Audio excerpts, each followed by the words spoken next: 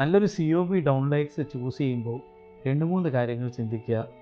First ലൈറ്റിങ്ങിന് വേണ്ടി ഒരു planning ചെയ്യുക. ബിക്കോസ് ഇപ്പോഴത്തെ COB ഫിക്സേഴ്സിൻ്റെ ഹൈറ്റ് ഒരു മാറ്റേഴ്സ് ആയിട്ടുണ്ട്. ഒരു പ്രോപ്പർ ഡീപ്പ് ഡൗൺലൈറ്റ്സിൻ്റെ ഹൈറ്റ് ഏകദേശം ഇത്രയും വരും. ഫോർ എക്സാമ്പിൾ ഇത് 12 വാട്ടാണ്.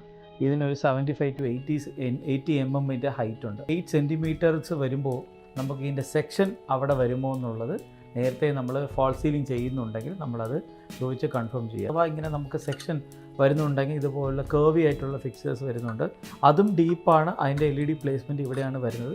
പക്ഷേ ഇതിൻ്റെ ഒരു വേറൊരു അഡ്വാൻറ്റേജ് എന്ന് പറഞ്ഞാൽ ഇത് കംപ്ലീറ്റ്ലി ഓണായി കഴിഞ്ഞാൽ പോലെ ലൈറ്റ് സോഴ്സ് കാണാൻ പറ്റത്തുമില്ല. ദെൻ ഇതിനെ നമുക്ക് ആംഗിൾ ചെയ്ത് വെക്കാനും പറ്റും. ഇത് ഞാൻ ചെയ്ത ഒരു ലൈവ് സൈറ്റാണ്. ഈ ഡൗൺലൈറ്റ് സീരീസ് എക്സ്പ്രോ എന്ന സീരീസാണ് യൂസ് ചെയ്തത്. ഇതിൻ്റെ ഒരു അഡ്വാൻറ്റേജ് എന്ന് പറഞ്ഞാൽ ലൈറ്റ് ലിറ്ററലി ഞാൻ താഴെ വന്ന് നേരെ നോക്കുമ്പോൾ പോലും എനിക്ക് ഇതിൻ്റെ ഗ്ലെയർ അടിക്കുന്നില്ല. പക്ഷേ ഞാൻ 90 ഡിഗ്രി, ഇത് കറക്റ്റ് 90 ഡിഗ്രിയാണ്.